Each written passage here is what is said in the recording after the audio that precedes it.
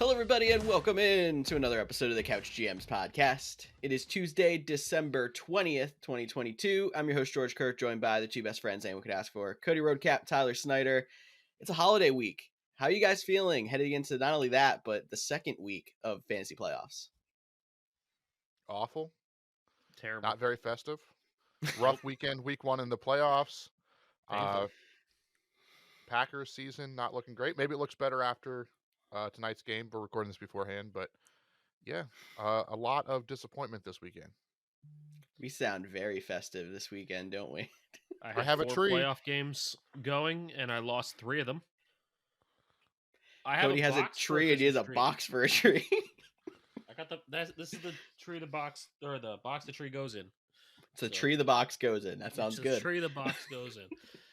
I am glad that our last episode was an absolute train wreck, and we are starting just as good in this episode. So I hope you stick around for the entertainment. We're still riding the train down to NFL news. We're going to hit some quotes of the week.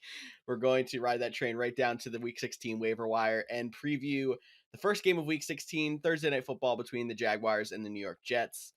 Find us on thecouchgms.com and our social media channels, Facebook, Twitter, Instagram, TikTok at The Couch GMs. And you can join our Discord chat. Link is in the description of the video or podcast.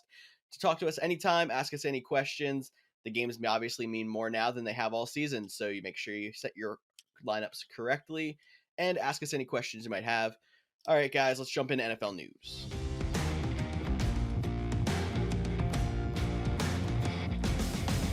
But here we are, NFL news. And talking about scheduling with Christmas on Sunday, the majority of the NFL slate this weekend is on Saturday. So make sure you are checking your lineups early. Check them on Friday night. We'll have the injury reports a day early this week. And do not get stuck looking at your phone on Sunday morning and being like, well, everybody already played. Bro, how's Christmas on Sunday already? Truth. The same question is, how could you look at your phone on Sunday and realize you missed, 12 NFL games? Like, how could you, miss that? Well, I'm sure there's people out there, but... I'm sure there's some casual fantasy players out there. How's it the second week of the fantasy playoffs already? What is happening? That's all I know is it feels like just a week ago we were drafting and arguing over how good Mike Williams would be as a 4th-round pick, and now we're debating who should we play in the fantasy playoffs. Let's actually go around the room. George, how did you do the first week of the fantasy playoffs? You had 4 teams, did you say last week? 4 teams, but one got a bye and one was a 4-team playoff, so it doesn't start till this coming week. The other 2 games, I lost unless Aaron Jones got less than about 6 points, so you guys know if I won or not. Not a good week. Snyder, you were in 6? Technically a total of 7 out of 10. However, one league, the playoffs don't start until this week. I'm in 5th. And I needed to win, and I needed 4th place to lose. I did win. 4th place is projected to lose, but it all depends on the Packers' defense tonight to know if I make the playoffs in that league or not. So I have a chance of being in 8 leagues out of 10, but I did lose 3 of them this week out of the 4 that I was playing in. But, I guess that still means I have a chance at 4 or 5, so it's hard to complain, but I'm going to complain. Yeah, and just to make it even or make it fair, I was in 2. I lost 1, and I'll win the other one if Alan Lazard gets less than 19. But that league has super weird scoring. 100 yards is a 10-point bonus, so it's there's always the possibility that he could get that. So I might be extra miserable on Thursday if the Packers lose, but Lazard gets 19, and I'm just done with everything this season. But let's talk actual news. And speaking of the Packers, they did release Sammy Watkins, so not a great start for my, Alan Lazard needs more point, but in all honesty, he hasn't played many snaps. I think he had 11 snaps in the last 2 games combined. Christian Watson has superseded him, and then the return of Romeo Doubs.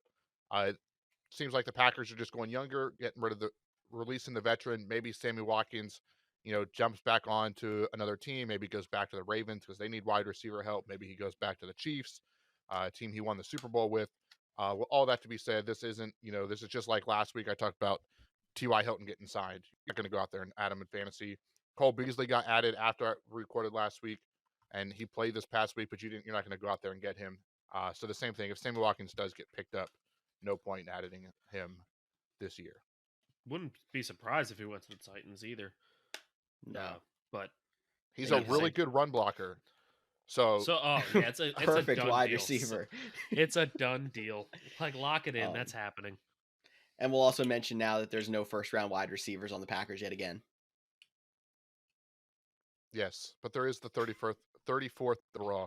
So I love that they did Still that not a just first so round that pick. we had. I know it's the second pick in the second round, but they did that just to keep the, I don't even know what the word is, but alive, the trend alive. I guess so. But that's the only real piece of news besides injuries. We'll look at injuries, and it came out on Monday that Jalen Hurts sprained his shoulder in that game against the Bears. He is questionable for Week 16. Now, we're going to talk a little bit more Eagles and strategy in this episode when we get down towards waivers. But because of Dallas losing and them winning, this game means almost nothing to Philadelphia. I would be shocked if Jalen Hurts plays. Okay. So here's my question. Okay. I'm not going to be a jerk, I think. Jalen Hurts doesn't play. The Yep. Cowboys are probably one of the best teams they've played this season, even though they're coming off 2 really wonky weeks. Is it in the Eagles' best interest to lose this game if they want Jalen Hurts to get MVP? Because if you think about it, going against one of the best teams they faced all year, Gardner Minshew walks out and wins still, then it proves that the team is good, not just Jalen Hurts. Jalen Hurts MVP talks, I think, goes out the window with a Gardner Minshew win over the Cowboys. But if It's Minshew goes out hilarious. there and loses, Mhm. then maybe you finally have a conversation for Jalen Hurts. You finally prove that it's the quarterback, not just the team. Just my thoughts. What are your thoughts? I mean, I was going to say it's hilarious because Cody actually texted me basically the exact same thing when we saw this first come out. So, but no, there's definitely an argument to that. If Jalen Hurts MVP conversation does heat up even more if Minshew looks bad. But also you could look at the fact that like Minshew could just not be great. Like we think Minshew is one of the best backup quarterbacks in the league, but he is a backup quarterback. There's just a chance against a good defense he'd look bad regardless. It's hard to tell exactly, but it definitely does not look as good for Jalen Hurts if Minshew comes out and balls. Yeah, I mean, I'm just basically saying it because like it doesn't matter what like Nathan Peterman I think could win games with the Eagles, and I think that's the worst quarterback in the NFL, arguably. So my argument is just basically, it doesn't matter who the backup is, but if this team is as strong as it is, then anybody should be able to win with it. But if, Minshew comes out and loses, I mean, granted, you're going to get the excuses, well, it's because it's the Cowboys, and the Cowboys are good. So there will be excuses regardless, but I think it's definitely an interesting thing to look at. Yeah, I don't think missing one game affects it at all, win or lose. I think Jalen Hurts has put himself as the front runner. Front runner? Yeah, I'll He say has it. been the betting front runner up until this week. There's one sports book that put Patrick Mahomes ahead, but every other sports book had Jalen Hurts as the front runner. Did you know that Jalen Hurts is in 10th in passing yards? Did you know Jalen Hurts is in 10th in passing touchdowns? Like, he barely is squeaking into the top 10 in passing stats. He does have the most rushing touchdowns of any quarterback, not the most rushing yards. So, I mean, are we really handing an MVP over to a guy just because he gets rushing touchdowns? Him winning the MVP this year would be similar to when they gave the MVP to Lamar Jackson. How about this? How about we have the MVP debate on the show in a couple weeks when we talk about the awards and we talk about some other injuries, because this could go. Yes. This has been like a text chat for 3 straight days, so our listeners probably want to hear what else is going on. So there you go. That's a preview of what's coming up in a few weeks. But 2 other big name injuries. Tyler Lockett broke his finger. The good news is it's not season ending, but he probably will miss time, at least a week. There's an outside chance he plays, but he'll probably miss this week. And then Jonathan Taylor, a rough season for him all around injuries. He's hurt his ankle again this past week, and with the Colts having an epic collapse and their season pretty much over, we're most likely not going to see Jonathan Taylor. the rest of the season. The good news is if you played Jonathan Taylor this past week in your fantasy playoff, you most likely got bounced after that 1 point performance. But at least he gave you one and not a goose egg. Me. And me. Good. What just happened? Yeah. Are you good? Yeah. Yeah, I just logged on to our League of Record because, we're talking fantasy, so I want to look at fantasy. But I logged on to our League of Record, and I had a first-round bye. And because of the way the games went yesterday, I am now going to be facing the number one scoring team in the league in round 2. And NFL Fantasy app just gave me your season's not over. You may have lost, but there's still chances to play. I didn't even play my game yet. They already just assumed I lost. Like, this is That painful. is very rude. It's so rude. Yeah. I love But that you're also checking no, your fantasy you team will live not on the be show. playing the top scoring team. You're going to be playing second. Not that it matters, yeah. I was gonna say, I don't really think it matters. That's again No. another conversation for another date. But that's NFL news. You guys ready to George? You ready to get into quotes? Yeah, let's get into quotes.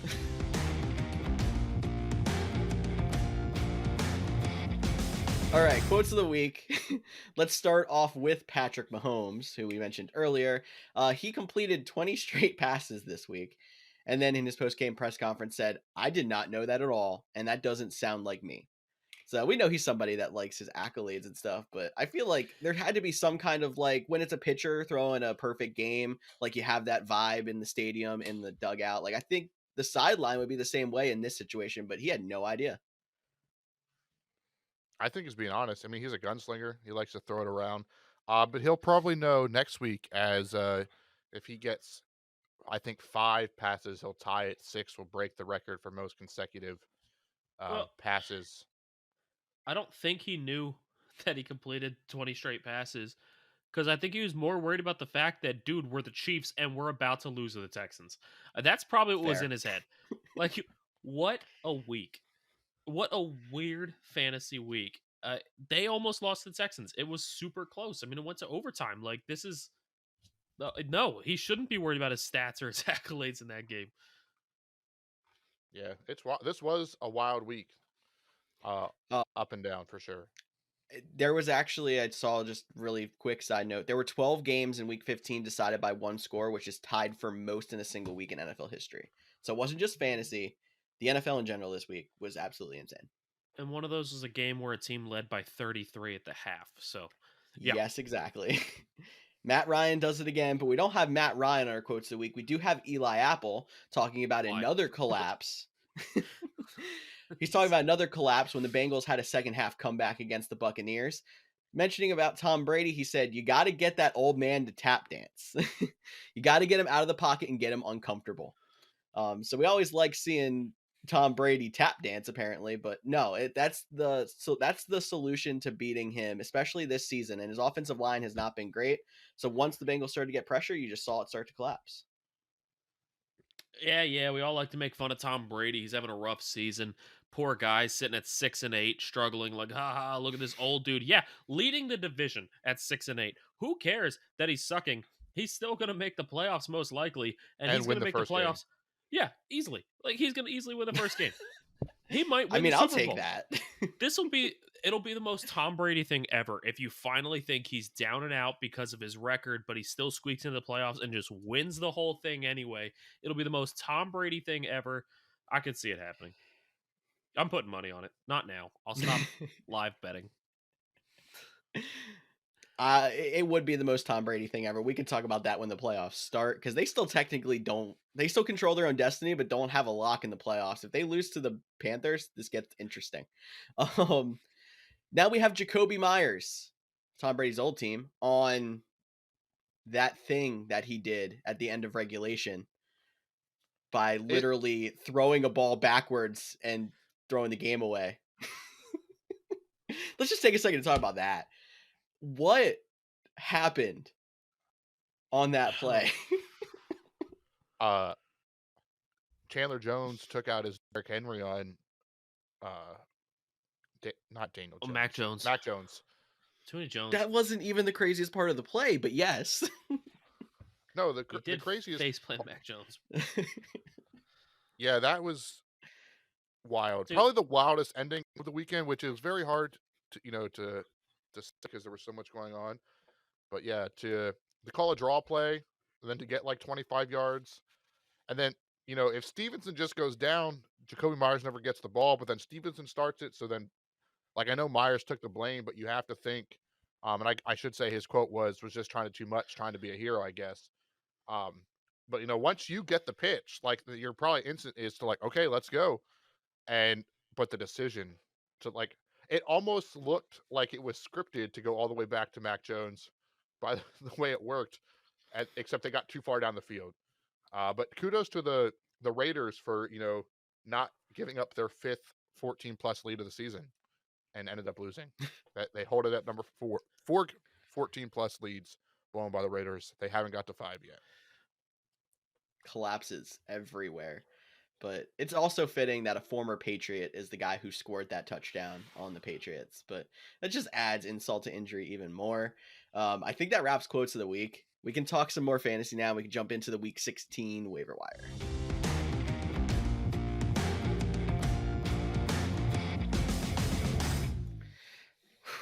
This waiver wire is an interesting one. I mean, number one, now we're not obviously looking at as many people with, high upside that might break out because there's just not time for people to break out anymore. We're trying to look more at the here and now.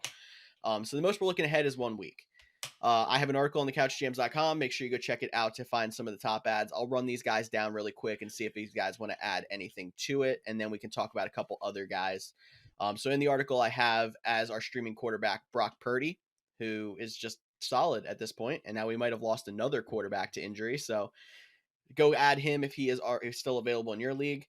Jerick McKinnon is also a holdover from last week's article. He's now 45% owned, but the man just keeps putting up points and playing horrible run defenses. Zach Moss in to replace Jonathan Taylor at injury. Tyler Algier. He all of a sudden is getting carries again, like Cordarrelle Patterson doesn't exist. I guess Patterson is on the downswing now. At wide receiver, KJ Osborne had a career week this week, and I think he's probably your best stab at a wide receiver off the wire this week. And then we don't debate tight ends, but we have 2 on this list. Noah Fant, who might be a beneficiary from some targets left from Tyler Lockett, and Cade Otton because he plays the Cardinals. Yeah, that's valid. To clarify, the Tyler Algier one. Yeah. Cordarrelle Patterson had 14 attempts for 52 yards and a touchdown this past week. So it's not like he was, not a part of the game plan. But they did just lose Caleb Huntley to the IR season-ending injury as well. So Algier is not the main guy. Don't that he's the main guy, but he seems to be the lead dog in a 60-40 split. Yeah. I mean, it's definitely interesting. Maybe it's the classic case of, teams not trusting rookie quarterbacks this year. I mean, we saw Malik Willis step in for the Titans earlier in the season, and they just decided to run the ball a lot. And now Desmond Ridder stepped in, and Ridder had some good throws, but he did still run the ball a lot. And I'll also say I added in the article, the Algier ad is not really for this week. Like, I don't think you want to play him against the Ravens, but in week 17, they have a green matchup against Arizona. If he continues being the 60 in that 60-40 split, could be a solid guy to fill in if you're desperate. If you got somewhere, streaming running backs into the fantasy championship, props to you. Could be a guy for an option or a guy just to try to get third place or whatever. But yeah. All right, so talking about Tyler Algier, I kind of want to stick with that team a little bit. I'll throw in another one, and this is going to be a guy that's heavily owned.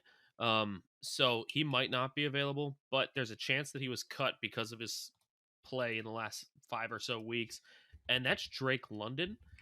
He is 74% owned, so like I said, he's not exactly widely available.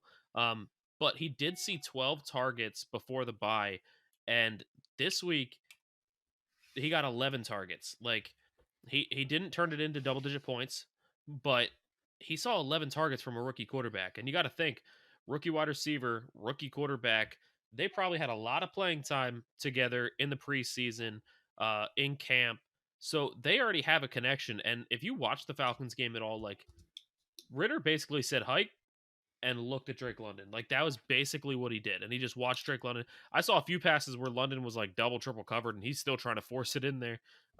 Almost threw his first pick of the season on a play where he tried to do that, but it ended up being the defender was out of bounds.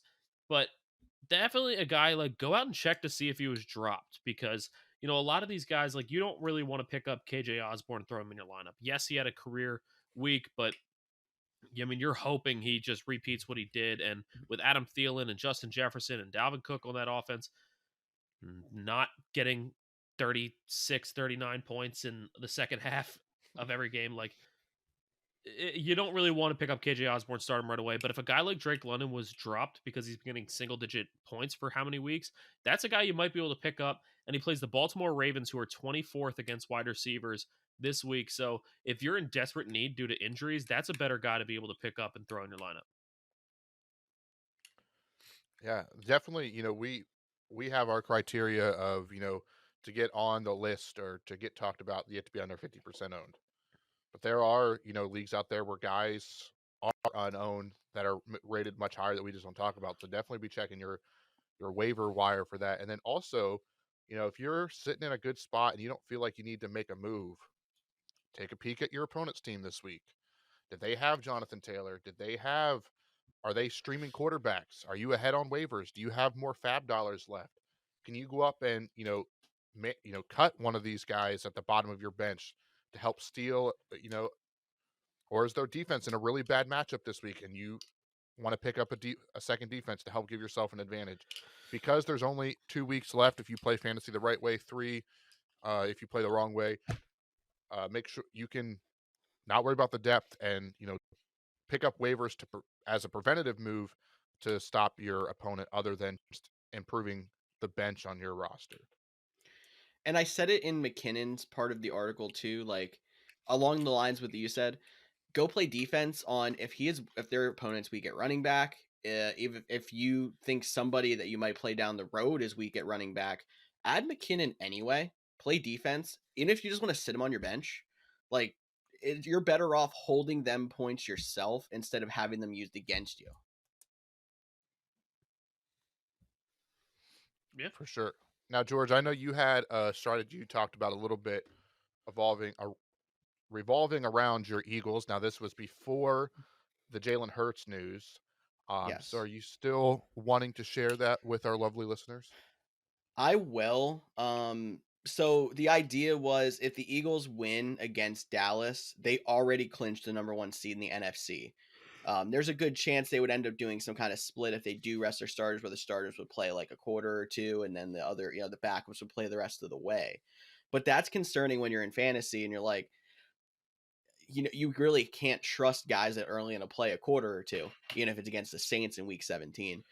So some backup Eagles you could take a look at that I think might be fantasy relevant if they get extended time would be Boston Scott, who would be their starting running back, and Zach Pascal, who would end up being wide receiver 1 in all likelihood. And he's been semi-successful when he's been a number 1 receiver in, Indianapolis in the past. So 2 guys that, if you are confident that either the Eagles are going to play Hurts this week and win, or win without him and maybe not play anyone in week 17, or if your league goes to week 18, those are some guys that might be able to fill a starting roster spot for you. I'd throw Quez Watkins on that list as well. I don't think he's on the I don't same know starter how much level. he would play. I love I think Quiz. they kind of pair him, like those top 3, as their starters. So I think most Right, likely Zach but Pascal will get a higher snap share. most game days you only have 5 wide receivers, maybe 6 on your They lineup, would and they're bring not. like Britton Covey up from their practice squad and another guy, most likely, if I had to guess. But there's a chance that Quez is on that list too. Yeah, I think Quez would move up to wide receiver 1. I know he plays a lot of slot, so it might be Pascal that still gets it, but I would throw him on the list as well. My only thing is the Eagles are a very good rushing team, and I don't even know if they bench quote unquote their starters. They would bench all 5 linemen, but I do think that they would bench Kelsey for sure, and most likely Lane Johnson, which are their best 2, and how much that would impact their game. But my question is, if it's a split, does a second half of Boston Scott interest you any more than a first half? And I wouldn't say we know it's 50-50 than a first half of Miles Sanders. Like, are they just all Eagles out of contention at that point? If it's a split, I would probably say all Eagles out of contention. If they come out saying they're only playing their starters for a drive or they're not playing their starters, then I think that's when Boston Scott, Zach Pascal, those guys kind of come in. So, George, if let's say they don't bench their starters this week, let's say Jalen Hurts is out for the Eagles. How confident are we feeling on Miles Sanders? This dude lost a lot of people some fantasy matchups this week, getting 1 point. A lot of that was because Jalen Hurts rushed in 3 touchdowns himself. Do you think Jalen Hurts being out means that they will run the ball more and Sanders will get more touchdown opportunities? Or do you think you are still a little worried about Miles Sanders after last week? I think I'm less worried about Miles Sanders if it is Gardner Minshew at quarterback, because like you said, they intended on running the ball with Jalen Hurts, and that was their game plan for this time, and that's always been our concern with Eagles running backs. They're going to have to lean on the running backs more if it's Gardner Minshew instead of Jalen Hurts. And Sanders still had a 13-point week against a tough Dallas defense their first time out, so it's going to be a rotation. But I think I'm more confident with Sanders with Minshew. The receivers take a step down, but Sanders I think is good. Yeah, and the last thing I'll say too with the whole Boston Scott thing, um, we might be getting a little bit ahead of ourselves because especially now with the Jalen Hurts news, because the Eagles still have to win one game to clinch the spot or Yes. have some teams lose. Like if Jalen Hurts doesn't go, you would think Dallas would be the favorites. So then they're going to have to beat New Orleans. It seems like a game they can beat, but it makes a lot more sense that they're going to let their starters play the whole time, and then we're just looking at week 18 and then not really mattering. Or I mean, Mhm. Eagles fans will be sweating a little bit if they go into a week 18 matchup division rival needing a win to clinch it after back-to-back losses. That'd be a tough way to end the season. But this season's been so wild that it might actually happen. Yeah, and the next person on our list, or next people, I guess you could say, we have the Titans defense as a potential streamer for the waiver pickups.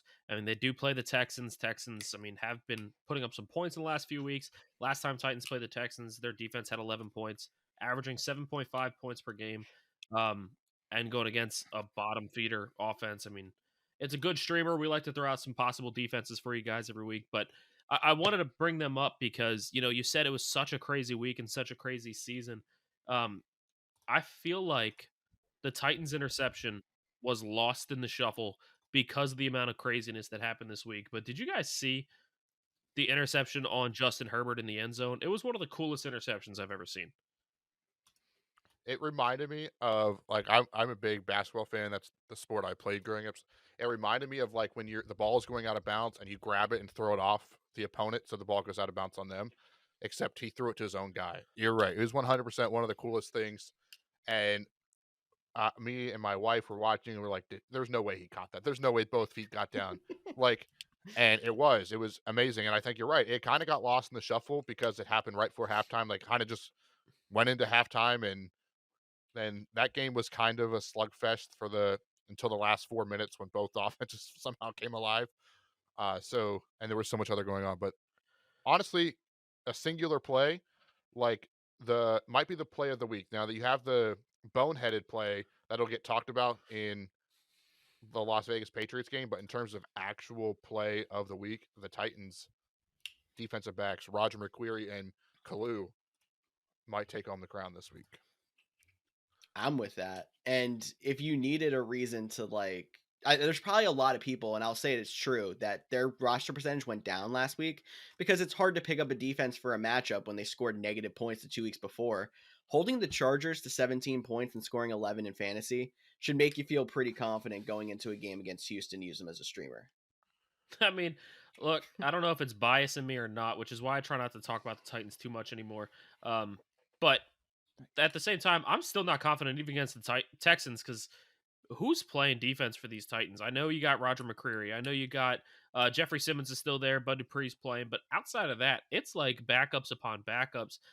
Fun fact, the Titans are on pace to break the record for most players used in a season due to injury. The record was set last year by the Tennessee Titans. 91 different players used. They were at 80 coming into this week and had 8 more injuries this week. So Titans are right there, ready to break their own record of most players used for injury. It's an absolutely insane thing to see. I think it's unprecedented. Like I don't think I've ever seen this many injuries from a single team in back-to-back seasons.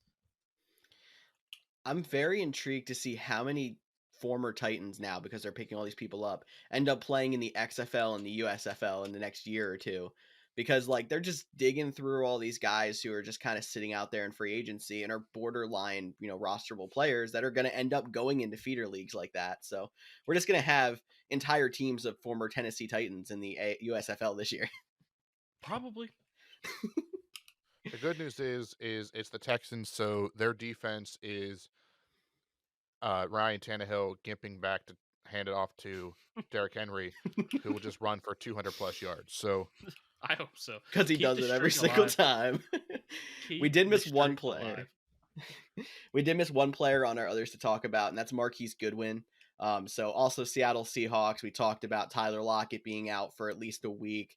I mentioned Noah Fant, I think, is the biggest beneficiary, but you can probably go throw a dart at Marquise Goodwin as well if you're desperate for a flex or in a deep league. All right. sure, man, if you want to. I'm not feeling that vibe, but if you want to, He like, scored 17 2 weeks ago. I mean, it's not like he's been absolutely invisible all year. It's definitely a stretch, but at this point, anyone on the waiver wire is going to be a stretch to an extent. I got you. But like, I'm kind of off the Geno Smith bandwagon after the last 2 weeks. Like, it took me a while to get on, and I jumped off a lot quicker than it took me to get on. I'm gonna actually call it the band train because that's the vibe of our episodes. Choo So I'm choo. not on the Seahawks band train with Geno Smith, and it's the Chiefs, so you could argue it's going to be high scoring, so it might Yeah. give them some opportunities. And Goodwin is a deep threat, but like I'd rather pick up like MBS and play him. So do I we don't have no know. love? Do we have no Okay. love for Deion Jackson? So I was totally in thought that Deion Jackson was the backup until Zach Moss saw majority of the snaps and carries after, Jonathan Taylor went out. Like there was still a solid number of carries there for Deion Jackson, but you consider they ran the ball 72 times in that game. It seemed like because they were up so much for most of the game, and you still saw Zach Moss get 11 or 12 more carries than Deion Jackson did. Like that's a pretty big spread. Did he really get that many more carries? 24 to I think it was 11. I think it was 24 to 11. 13. Okay, 24 to So 13. Deion Jackson had 13 carries. He ended up with 55 yards. He also caught one pass for a touchdown. Zach Moss had 24 carries for 81 yards. Was targeted once, did not catch a pass. So to me, that sounds more like a 50-50 split. And I mean, if you're going into the playoffs and you are desperate at running back, like I don't know, Deion Jackson had a 20-point week back when Jonathan Taylor got injured earlier in the season, and now he got the Chargers, who are the 26th team against the run. I don't think it's a bad play. Like, I'm not really trying to say let's go start two Colts running backs, but depending on how desperate you are, like if one of them's out there, Dude, what have we come to at the running back position? All right, It's still not fantasy as next bad year. as the wide receiver. I mean, the tight end position, but yeah. New proposal. Fantasy next year. Quarterbacks, wide receivers only. 7-on-7, just like the league wants it to be anyways. Even yet, if you're playing that many wide receivers, you're going to be getting down to playing KJ Osborne every single week. No, in Cody's ideal fantasy world, I feel like it's going to be one quarterback, one wide receiver, 5 flexes. And guess what? They'd all be wide receivers. and On two Cody's kickers. teams, they 100% would. No, but real quick, Right. since we talked about the Colts game and the Vikings game, let's just have this debate. I wasn't going to bring it up, but I wanted to because I'm very confident that the Vikings were a part of the best game of the season. Okay. Which game was it? This past week or the Buffalo Bills? Man, you know where I stand on this one. I really haven't still heard George's think- thoughts. All right, so the fans Go don't ahead, know you my go thoughts, first. so I'll Go go ahead. ahead. I think it has to be Vikings Colts. I understand that the Vikings Bills game was an exciting game between two good teams. It finished 33-30 in overtime. You saw one of the greatest catches ever by Justin Jefferson. So that definitely adds that extra effect, and it was very slugfest down at the end. But we've seen back and forth exciting games like that. I mean, maybe not at many, maybe not this good, but we have seen back and forth high scoring games between two good teams. We've seen it. What we haven't seen is a comeback from 33 points down ever in the history of the league. It's never happened. To see a team up 33 nothing at the half and lose, unprecedented. And we were kind of talking about this during the game, and George put out the point of, yeah, but can it really be game of the year if the first half is a snoozer? Was the first half a snoozer? Like, yeah, it was one sided. I'll give you that. But we saw a blocked punt for a touchdown. We saw a pick six. We saw a fake punt attempt that failed miserably. And we saw one team that is so much worse than the other team absolutely dominate for 30 minutes. Like, I think all around it was such a crazy game. It was one of the most exciting comebacks, and like we all kind of like felt it coming, felt it brewing, because like in that third quarter the Vikings got their first touchdown, and even the commentators were like, the Colts have blown games before, there's a chance. Like 36-7, and we were talking like there's a chance. And we watched it come back, and it was such a cool thing to see, something you will never see again, probably, hopefully, I guess. But Depends how long Matt Ryan plays. that's true. But that is He'll why I break think his this own is the record. best game of the year. So that's my opinion. Okay. I get everything you're saying, and there's probably not a wrong answer to this even. Like, both of them were just insane. I'm still going to stick with Vikings Bills. And I think, if for no other reason, it was just the fourth quarter, even the last half of the fourth quarter. Like, the unpredictability, like you said, like this Vikings and Colts game, you felt it coming. Once that momentum started shifting, you almost felt it coming, and it was still exciting to see how much of a comeback and see how dominant the Vikings became after it literally looked like they could just trip over themselves in the whole first half. But the unpredictability that happened in the fourth quarter of that Vikings Bills game, the goal line stand, and then the fumble in the end zone, and everything else that came with that. It was just, my jaw was wide open for like 30 minutes. I couldn't believe what was going on. And I think in the game up to that still wasn't bad. There was still a bit of a comeback. It was 24-10 at half, and the Vikings worked their way back in that. So like that's why I'm like, if the game was good, but that fourth quarter being so unpredictable and so crazy is still what puts that game over the top. Yeah, I'm with George on that as well.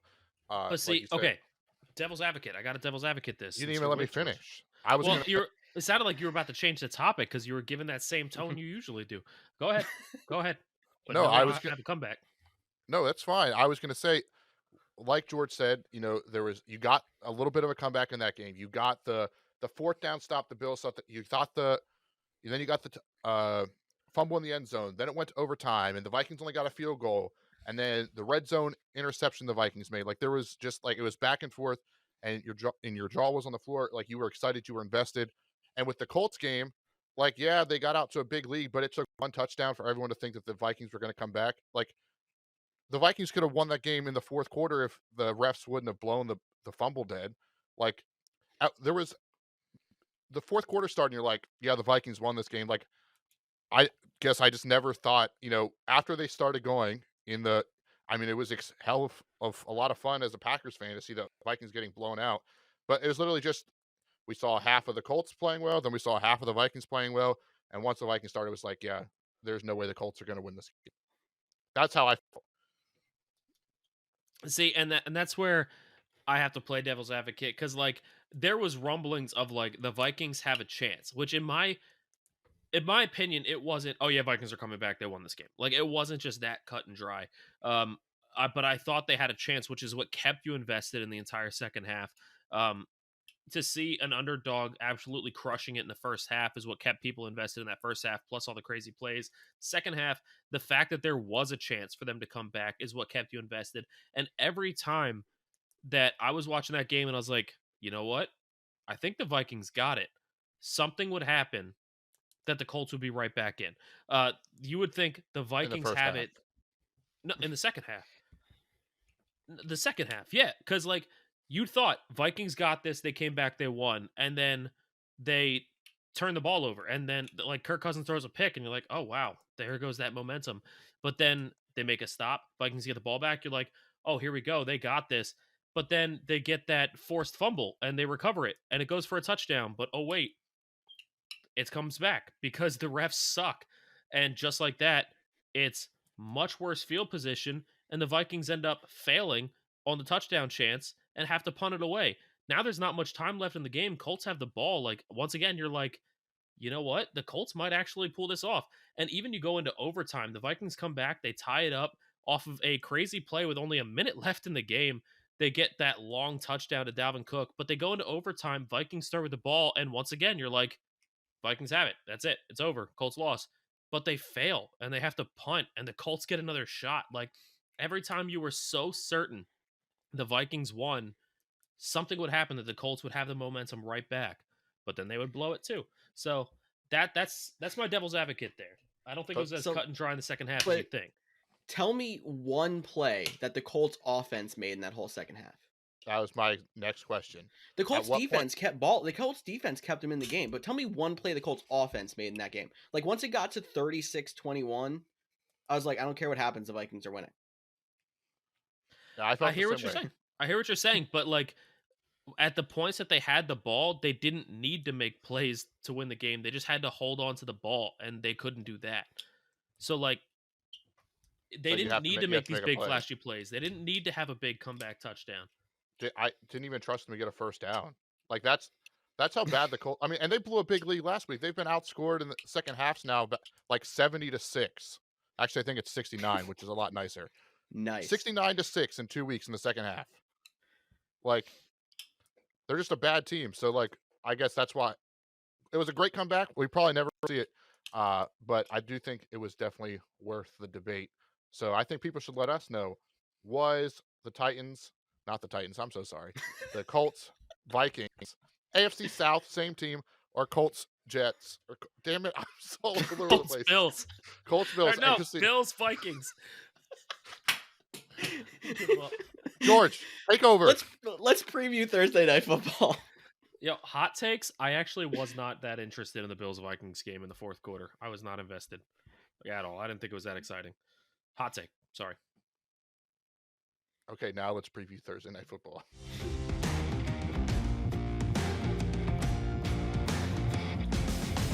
So, the Jets are in this game. Cody said that wrong. And the Jaguars, which is another AFC South team, are in this game. Jaguars traveling to the Jets. The Jets are going to be starting Zach Wilson in this game, which immediately makes me scared for anything New York Jets. I don't know about you guys, but Bam Knight even had a bad game this week. Is it just Garrett Wilson still is a guy you probably have to play, or like, where are we at? Oh, you're playing Garrett Wilson. Yeah, Garrett Wilson. Yeah.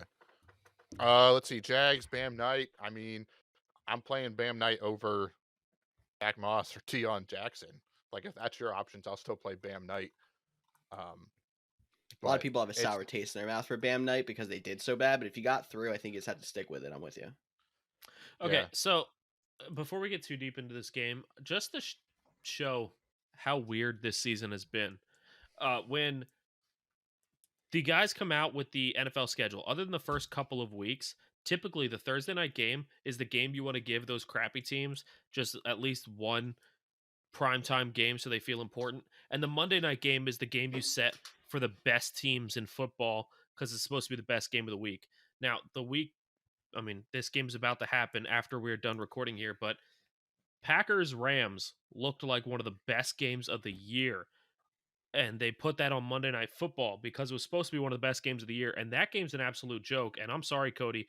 I know you're a Packers fan, but a non-Packers fan, I don't even really care about this game. Like, I might not watch it. Like, it's that bad of a game. But Jags and Jets sounds like a terrible game coming into this season. Snooze fest, but what a game. Like, now it's super exciting. This is two of the most up and coming teams right now, both battling for playoff spots. Like, this is such an exciting game. Like, what a weird year. Yeah, I mean, the Jags probably went in on that game of the year debate too after their matchup with the Cowboys. That was another exciting one. that you couldn't Another turn away exciting from. comeback. Another crazy final play on a pick. Like, Yeah, wild game last week. But this week, I'm with you. Like, this is a great matchup. It was nice to see that like Amazon got a little bit of leeway and got some better matchups. I don't think they anticipated Jags Jets to be potentially the best Thursday night game of the season. Like, we've had some good ones, but there hasn't been like the Thursday night game, and this could be it. Um, I personally wish it was Mike White. I feel like that'd be a little bit more entertaining just because Zach Wilson is all over the place. But Mike White still isn't cleared to play, which is wild that he's going to miss 2 weeks.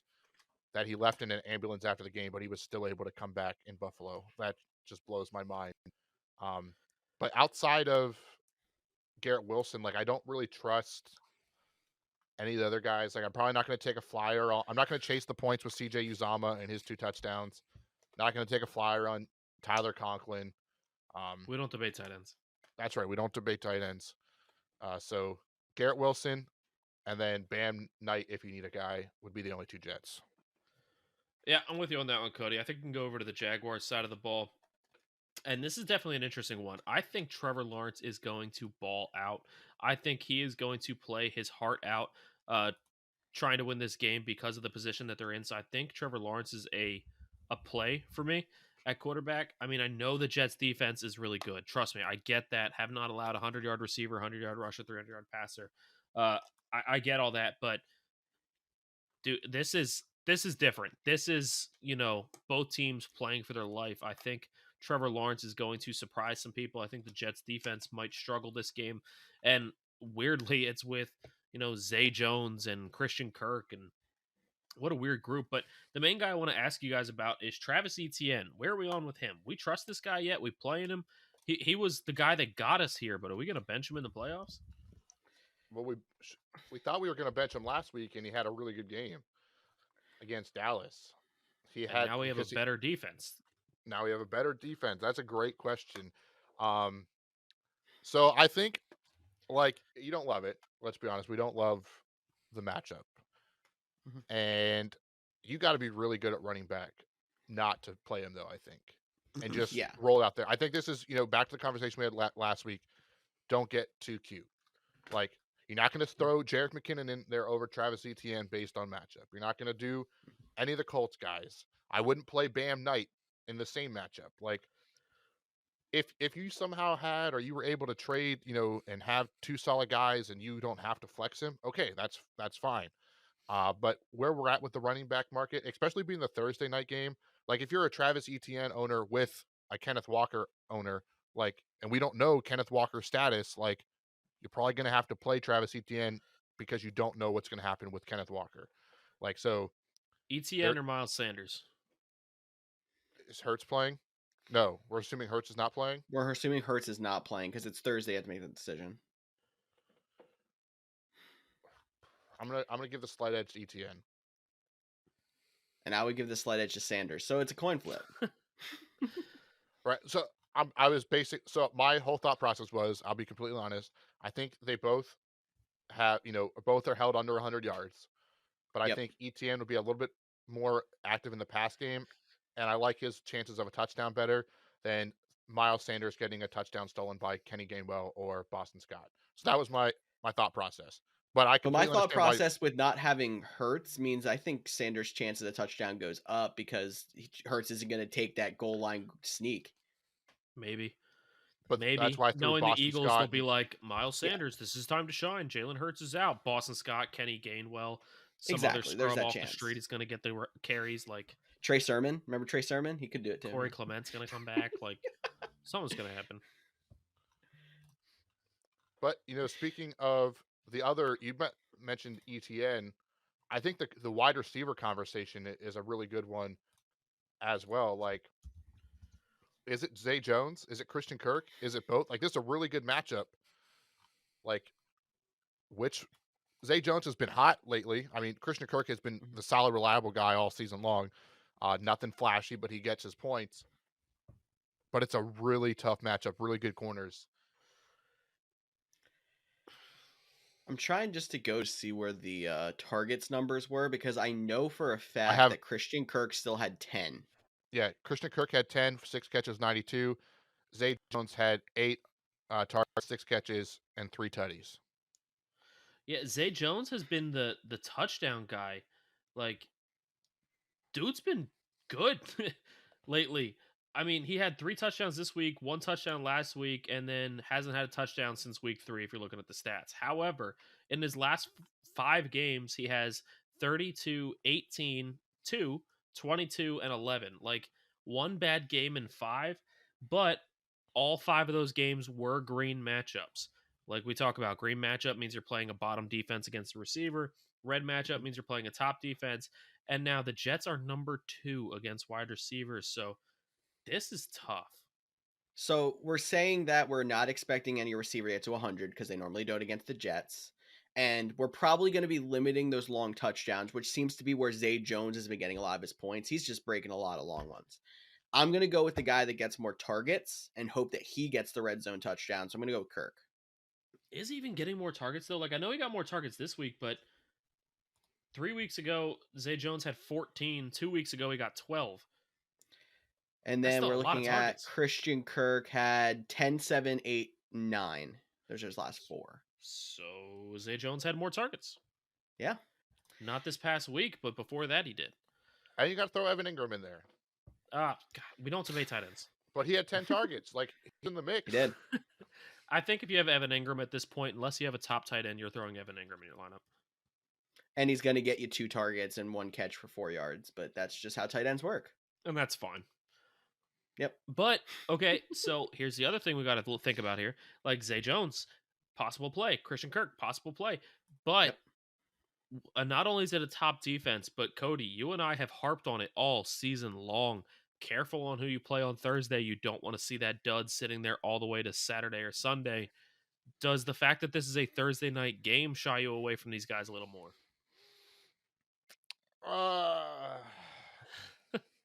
Yeah. Let me just say this too. Like, we're also saying don't get cute. Christian Kirk is still wide receiver 10 on the year. Does he fall into the play your guys category? Zay Jones, different. Like, he might be shied away, but Kirk? I mean, Yeah, he I is was averaging 12.4 on the season. Kirk is. I was going to say, I think you have to still roll with Christian Kirk. And if you want to ride the hot hand and Zay Jones, like, I think you can do it this week just because, one, if it is a dud, you don't have to wait till Saturday to see your score change.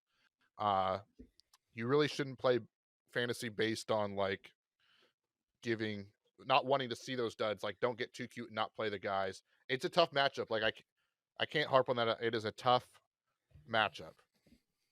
But it is Thursday night, short week. Sometimes those games get a little crazy. You can also argue that the Jets are due to give up a big, 100-yard performance. They've stopped it for 9 straight weeks, so maybe they're finally due.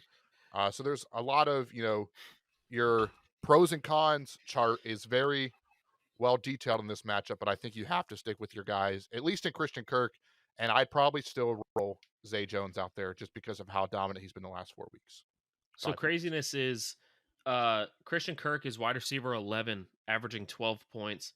Zay Jones is wide receiver 30, averaging 11. That's how much 1 point does difference for you on those wide receiver rankings. But with all this being said, I think it's also worth noting real quick, Zay Jones is 63% owned. So I know we don't really talk about guys and if they're 50% or more, but 63, that still means there's a solid amount of leagues out there that Zay Jones is still available. If he is available, he should be one of your top waiver targets. But Cody, I think I'm actually on the same boat with you, despite the tough defense that they are facing. I mean, it is a game where I said this is 2 teams playing for their life. If the Jags pull off this game over the Jets, I think they win the division. I truly believe they win the division. They lose this game, different story. So I think because of that, Jags are going to be playing harder than they ever have before. And they're coming off of 2 great games in a row. I think despite the tough defense, go with the targets, go with the momentum. I'm playing both Zay Jones and Christian Kirk. And that would also mean play Trevor Lawrence. So if you're a team in need of a quarterback, he's also 74% owned. So probably owned in your league, but definitely take a look. Alrighty, and Tyler agreed with me like 4 times in the last 10 minutes, so I think it's time to get out of here. We're starting to agree too much, and the show's a lot better when we're disagreeing, we're having fun, and we're debating. But next show is episode 150. So if you've been here since the Ooh. beginning, thank you, and we look forward to you listening next week. Later this Yeah, week. guys, and even though we struggled to say it, you got to let us know what you thought was game of the year. Do you think it was Colts versus Vikings, or do you think it was Vikings versus Bills? Let us know which one you thought was the game of the year, or maybe there's a whole nother game that you think was game of the year. That's fine too. Let us know. Either way, this podcast is so much more fun for us and more fun for you when you get involved. Yes, it is, Tyler, and thank y'all one more time for listening into the Couch GMs podcast. For Cody Roadcap and Tyler Snyder, I'm George Kurth, and we'll see y'all later this week. Boom.